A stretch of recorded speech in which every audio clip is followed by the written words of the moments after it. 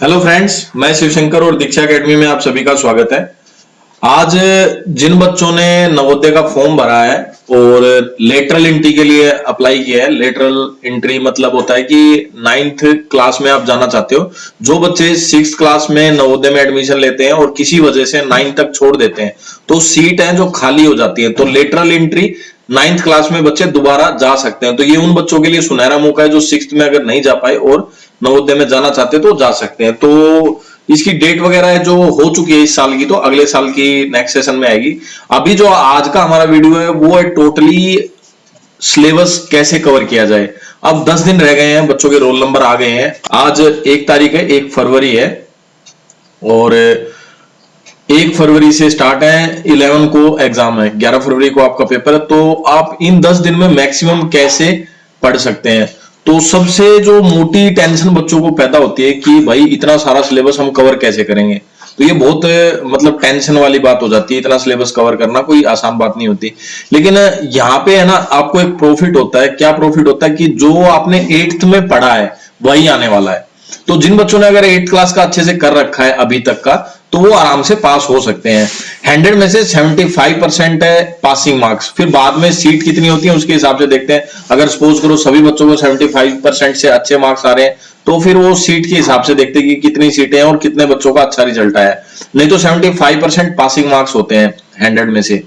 और इसमें ज्यादा टेंशन लेने की आपको दिक्कत है ही नहीं। आप एक स्पेशल और सिंपल सी स्ट्रेटेजी बना सकते हैं जो आज मैं आपको बताऊंगा। तो सबसे पहले तो एक बार आप देख लें ओवरव्यू। आप इंटरनेट पे बहुत सारी साइटें मिलेंगी, जैसे मैंने ये एक आपके लिए निकाल रखी है।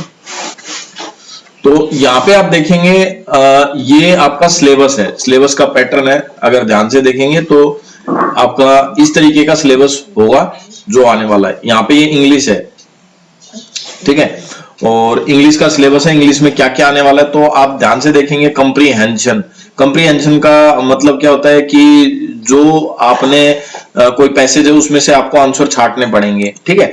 फिर है आपका वर्ड एंड सेंटेंस। वर्ड और सेंटेंस मतलब आपको शब्द और वाक्य बनाने आने चाहिए अच्छे से। फिर है स्ट्रक्चरल स्पेलिंग। आपको 2-3 या 4 स्पेलिंग दी होंगी, उनमें से एक ठीक होगी, उसको छांटना है, ठीक है। और rearranging jumble words. Jumble words क्या होता है, आपको उल्टे सीधे अक्षर दे दिए होंगे और आपको उनको एक सीधा वर्ड बनाना होगा। जैसे कैपिटल है तो कैपिटल की स्पेलिंग उल्टी सीधी करके आपको दे दी होगी, ठीक है। ए पहले लिख दिया होगा, सी बाद में लिख दिया होगा, फिर टी लास्ट में लिख रखा होगा। ऐसे कैपिटल की स्पेलिंग लिख दी और कैपिटल की स्पेलिंग को आपको रीअरेंज करना और आपको समझना है किस चीज की स्पेलिंग और आपको उसको सही अर्थ में लिखना है। यहाँ पे एक टेंशन की बात नहीं है कि आपको कुछ सोल्व नहीं करना है। आपको ऑब्जेक्टिव टाइप क्वेश्चन आएंगे, एमसीक्यू आएंगे, जिनको सिर्फ टिक लगाना है। तो आपको कोई दिक्कत आएगी ही नहीं ज्यादा।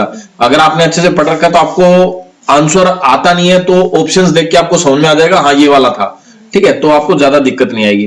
तो इस तरीके से आप इंग्लिश में देखोगे पैसिवेटिव, फिर यूज ऑफ डिग्री। डिग्री 3 होती हैं।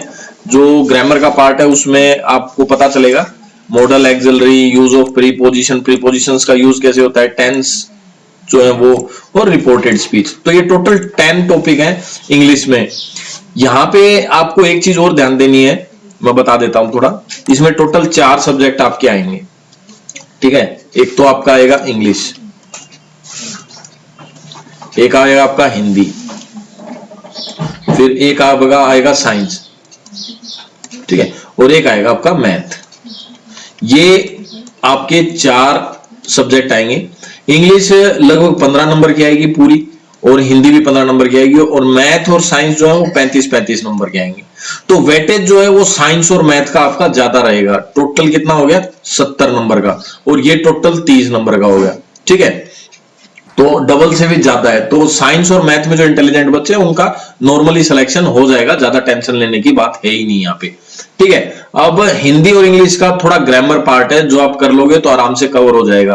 तो मेरा मानना क्या है, साइंस और मैथ के जो टॉपिक्स हैं आप उन पे ज्यादा कंसंट्रेट करो। एक टॉपिक हमने कल करा भी दिया, और डेली हम एक वीडियो बनाएंगे जिसमें हम आपको स्ट्रेटजी या कोई टॉपिक या कुछ ना कुछ जरूर पढ़ाएंगे।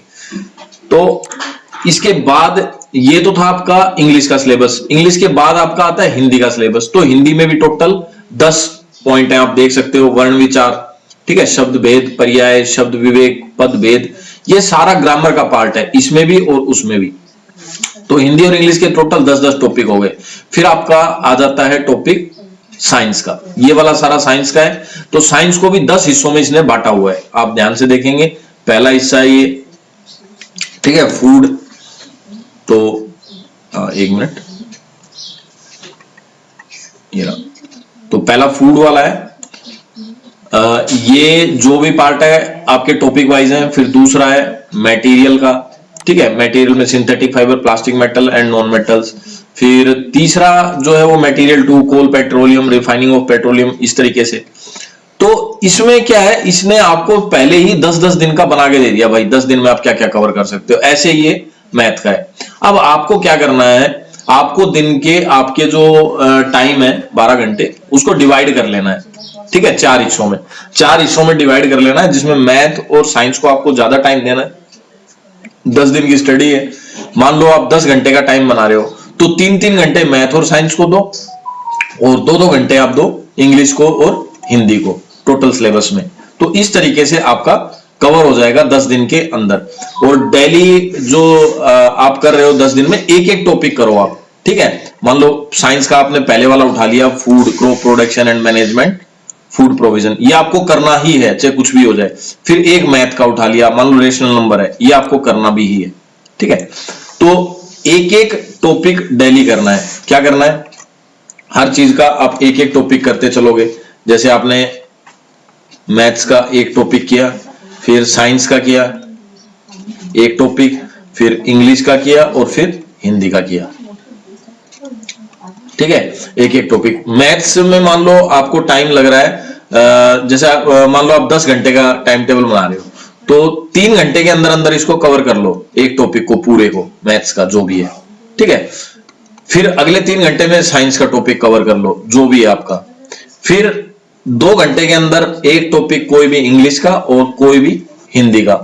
हालांकि इसमें 2-2 घंटे भी आपको मुश्किल है, ठीक है।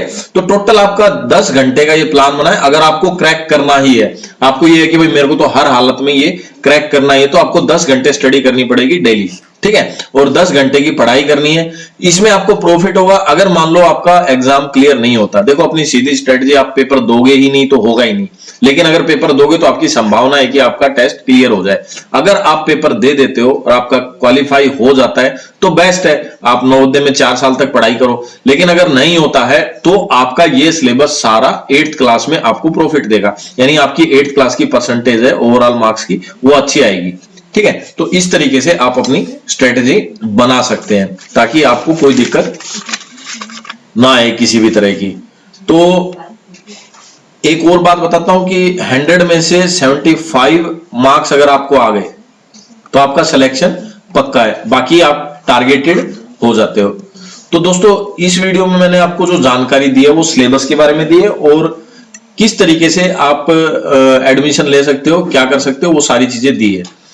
अगर आपको कोई और जानकारी चाहिए तो हमें कमेंट करके जरूर बताएं। और धन्यवाद दोस्तों, ये आज की जो स्ट्रेटजी प्लानिंग थी आपको कैसी लगी जरूर बताना, और मिलते हैं अगले वीडियो में। हमने इसका एक टॉपिक अर्थक्वेक, साइंस का एक टॉपिक है अर्थक्वेक, देखो ये रहा, यहाँ पे आप देखोगे ये रहा, हमने इसका वीडियो बना दिया है और माइंड मैप बनाया है। तो मैं आप सबको रिकमेंड करूंगा कि आप इसी तरीके से माइंड मैप बनाएं ताकि आपको रिवीजन करने में ज्यादा दिक्कत नहीं होगी। एक पेज पे पूरा टॉपिक अच्छे से रिवाइज हो सकता है और 10 से 15 मिनट लगती हैं। तो इस तरीके से आप एक दिन में 3 माइंड मैप बना के और एक एक टॉपिक्स को क्लियर कर सकते हैं। कई कई छोटे टॉपिक हैं, अगर वो टॉपिक आपका कंप्लीट हो जाता है तो आगे बढ़ जाए, वेट ना करें, और इस तरीके से आप अपनी स्ट्रेटजी बना के शुरू हो जाए। तो धन्यवाद दोस्तों, मिलते हैं अगले अच्छे से वीडियो।